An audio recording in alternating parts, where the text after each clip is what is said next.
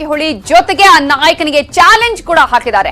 ನಾನು ಏನು ಅಂತ ಕನಕಪುರದಲ್ಲಿ ತೋರಿಸ್ತೀನಿ ಅಂತ ಹೇಳಿದ್ದಾರೆ ರಮೇಶ್ ಜಾರಕಿಹೊಳಿ. ಕನಕಪುರದಲ್ಲಿ ನೆಕ್ಸ್ಟ್ ನಾನು ಅವನ ವಿರುದ್ಧ ಹೋರಾಡ್ತೀನಿ, ಡಿಕೆ ಸೋಲಿಸಲು ಯಾರ ಜೊತೆ ಬೇಕಾದರೂ ಕೈ ಜೋಡಿಸ್ತೀನಿ ಅನ್ನುವಂತಹ ಮಾತನ್ನ ಹೇಳಿದ್ದಾರೆ ರಮೇಶ್ ಜಾರಕಿಹೊಳಿ.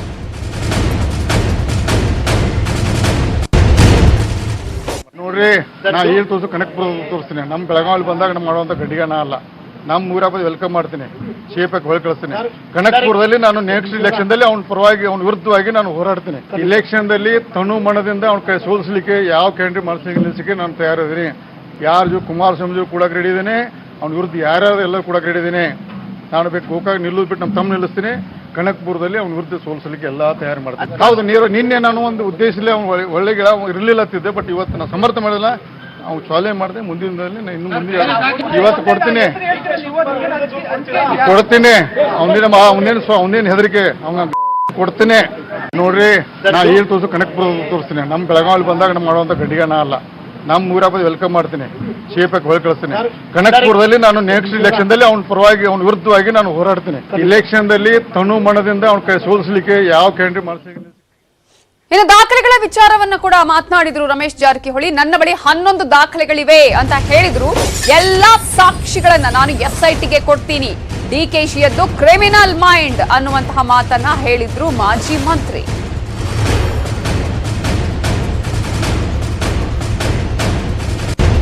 ಹಣ್ಣೊಂದು ದಾಖಲೆ ಇದಾವೆ, ಇನ್ನು ಒಂದು ಸಿಂಪಲ್ ಅದು. ಅವನ್ನೆಲ್ಲ SIT ಕೊಡ್ತೀನಿ. ಅದನ್ನು ರಿಲೀಸ್ ಮಾಡ್ದ. ಯಾಕಂದ್ರೆ ರಿಲೀಸ್ ದಾಖಲೆ ನೇರವಾಗಿ SIT ಕೊಡ್ತೀನಿ ನಾನು ಅವ್ಗೆ. ಯಾಕಂದ್ರೆ ನೀನು ಕೊಟ್ಟು ಟ್ಯೂಸ್ಟ್ ಹೆಂಗ್ ಮಾಡಿ ನೋಡಿ ಅವನು. ಯಾಕಂದ್ರೆ ಕ್ರಿಮಿನಲ್ ಮೈಂಡೆಡ್ ಅವನು. ಅದು ಇವತ್ತು ಹೆಂಗೆ ಟ್ಯೂಸ್ಟ್ ಮಾಡಿದ ನನ್ನ ಪರಿಚಯ ಇದೆ. ಇವತ್ತು ಅರ್ಧ ಗಂಟೆ ಸುದ್ದಿ ಹೇಳ್ಬೇಕಾಗುತ್ತೆ ವಿಧಾನಸಭೆಯಲ್ಲಿ. ಅದಕ್ಕೆ ದಯವಿಟ್ಟು ನಾನು ಇವತ್ತು ದಯವಿಟ್ಟು ಬೇಡ, ಎಲ್ಲ SIT ಕೊಡ್ತೀನಿ. ನಾನು ತಯಾರಿದೆ, ಎಲ್ಲ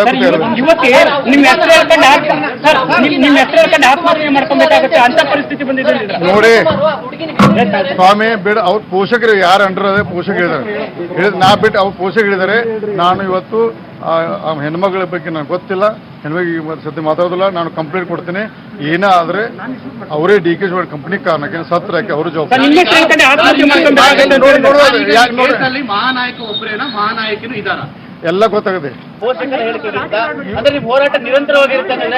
ನಾನು ಎಲ್ಲ ಸ್ಟಾರ್ಟು ಟೋಟಲ್ 11 ದಾಖಲೆ ಇದಾವೆ. ರಮೇಶ್ ಜಾರಕಿಹೊಳಿ ಕಿಡಿಗೆ DK ಶಿವಕುಮಾರ್ ರಿಯಾಕ್ಷನ್ ಕೊಟ್ಟಿದ್ದಾರೆ. ಏನ್ ಹೇಳಿದ್ದಾರೆ ನೋಡೋಣ. ನನಗೂ ಇದಕ್ಕೂ ಯಾವ ಥರದ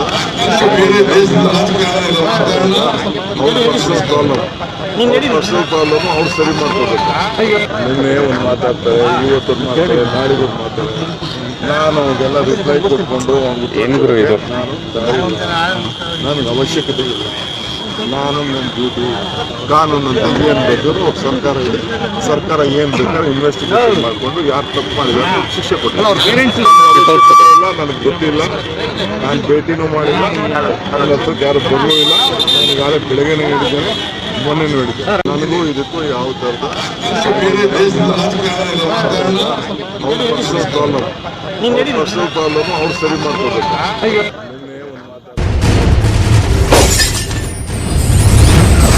ಡಿಕೆಶಿ ವಿರುದ್ಧ ವಾಗ್ದಾಳಿಯ ವೇಳೆ ರಮೇಶ್ ಜಾರಕಿಹೊಳಿ ಅವಾಚ್ಯ ಶಬ್ದವನ್ನ ಬಳಕೆ ಮಾಡಿದ್ರು.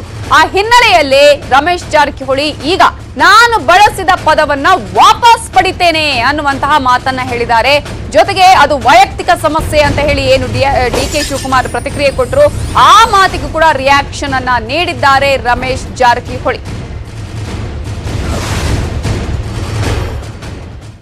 ಅದು ಯಾರೇ ಮನುಷ್ಯ ಆದ್ರೂ ಇಟ್ಟು ತೇಜ್ ಹೋದರೆ ಪ್ರೆಸಿಡೆಂಟ್ ಆಗೋದು ಅದೇನು ಮನುಷ್ಯನ ಗುಣ. ಅದು ಮನುಷ್ಯ ಅದಕ್ಕೆ ಅದು ಆಗೋದು ಅದೇನಿಲ್ಲ. ಅದ್ರ ಬಗ್ಗೆ ನಾನು ಪದೇ ನಾನು ಶಬ್ದವನ್ನು ವಾಪಸ್ ಹೋಗ್ತೀನಿ, ವಿಷಾದ ಇರ್ತಾ. ನೋಡಿ ಸ್ವಾಮಿ, ನಿಜ ವೈಯಕ್ತಿಕ ಸಮಸ್ಯೆ, ಅದ್ರ ರಾಜಕೀಯ ಪ್ರಸ್ತುತ ರಾಜಕೀಯವಾಗಿ ಉತ್ತರ ಕೊಡ್ತೀನಿ. ಆದರೆ ಮತ್ತೆ ಅದನ್ನ ನೀವು ನಾನು ಸತತವಾಗಿ TV ನೋಡಿದಲ್ಲ, ಆ ಶಬ್ದ ಮಾತಾಡಬೇಕಾಗಿತ್ತು, ಅದು ಹಿಂದೆ ತಕ್ಕೋತೀನಿ, ವಿಷಾದ ಇರ್ತಾ ಇತ್ತು. ಅದು ಯಾರೇ ಮನುಷ್ಯ. DK ಶಿವಕುಮಾರ್ ಅವರೇ, ನಿಮ್ಮದೆಂತಹ ಕುತ್ಸಿತ ಮನೋಸ್ಥಿತಿ, ಸಂತ್ರಸ್ತೆಯನ್ನ ಒತ್ತೆಯಾಗಿಟ್ಕೊಂಡು ರಾಜಕೀಯ ಆಟ ಆಡ್ತಾ ಇದ್ದೀರಾ ಅಂತ ಹೇಳಿ DK ಶಿವಕುಮಾರ್ ವಿರುದ್ಧ ರಾಜ್ಯ ಬಿಜೆಪಿ ಟ್ವೀಟ್ ಅನ್ನ ಮಾಡಿದೆ. ಟ್ವೀಟ್ ಟಾಂಗ್ ಅನ್ನ ಕೊಡ್ತಾ ಇದೆ. ಈಗಾಗಲೇ ಈ ಒಂದು ವಿಚಾರ ಯಾವಾಗ ಹೊರಗೆ ಬಂತು, ಬಿಜೆಪಿ ಮತ್ತು ಕಾಂಗ್ರೆಸ್ ಎರಡರಲ್ಲೂ ಕೂಡ ಟ್ವೀಟ್ ವಾರ್ ನಡೀತಾ ಇರೋದನ್ನ ನಾವು ಗಮನಿಸ್ತಾ ಇದ್ದೀವಿ. ಕೆಪಿಸಿಸಿ ಕಚೇರಿಯಲ್ಲೇ ಸಂತ್ರಸ್ತೆಯನ್ನ ಒತ್ತೆಯಾಗಿಟ್ಕೊಂಡಿದ್ದೀರಾ ಅನ್ನುವಂತಹ ಪ್ರಶ್ನೆಯನ್ನ ಟ್ವೀಟ್ ಮೂಲಕ ಕೇಳಿದೆ ಬಿಜೆಪಿ. ಸಂತ್ರಸ್ತೆ ಪರ ಮೊಸಳೆ ಕಣ್ಣೀರು ಹಾಕಿದವರು ಈಗೆಲ್ಲಿ, ಕಾಂಗ್ರೆಸ್ ನಾಯಕರೇ ಈಗೆಲ್ಲಿದ್ದೀರಾ ಅಂತ ಹೇಳಿ ಟ್ವಿಟರ್ ಅಲ್ಲಿ ಕಿಡಿಯನ್ನ ಕಾರಲಾಗಿದೆ. ಡಿಕೆಶಿ ನಿಮ್ಮದಂತಹ ಕುತ್ಸಿತ ಮನೋಸ್ಥಿತಿ ಅಂತ ಹೇಳಿ ಬಿಜೆಪಿ ಕರ್ನಾಟಕದ ಟ್ವಿಟರ್ ಪೇಜ್ ಅಲ್ಲಿ ಈಗಾಗಲೇ ಈ ಒಂದು ಟ್ವೀಟ್ ಅನ್ನ ಮಾಡಲಾಗಿರೋದನ್ನ ಗಮನಿಸಬಹುದು. ನೇರವಾಗಿ ಡಿಕೆ ಶಿವಕುಮಾರ್ ಮೇಲೆ ಆರೋಪ ಮಾಡಿದ್ದಾರೆ ಪೋಷಕರು. ಹಾಗಾಗಿ ಈಗ ಆ ಒಂದು ಹುಡುಗಿಯನ್ನ ಎಲ್ಲಿ ಇಟ್ಟಿದ್ದೀರಿ ಅನ್ನುವಂತಹ ಪ್ರಶ್ನೆಯನ್ನ ಕೂಡ ಹೇಳಲಾಗಿದೆ. ಜೊತೆಗೆ ಈಗ ಈ ಒಂದು ಪ್ರಕರಣಕ್ಕೆ ಸಂಬಂಧಪಟ್ಟ ಹಾಗೆ ಸಂತ್ರಸ್ತ ಪರ ಮೊಸಳೆ ಕಣ್ಣೀರು ಹಾಕಿದವರು ಎಲ್ಲಿದ್ದಾರೆ, ಕಾಂಗ್ರೆಸ್ ನಾಯಕರೇ ಈಗ ಎಲ್ಲಿದ್ದೀರಾ ಅಂತ ಹೇಳಿ ಟ್ವಿಟರ್ ಅಲ್ಲಿ ಕಿಡಿಕಾರಲಾಗಿದೆ.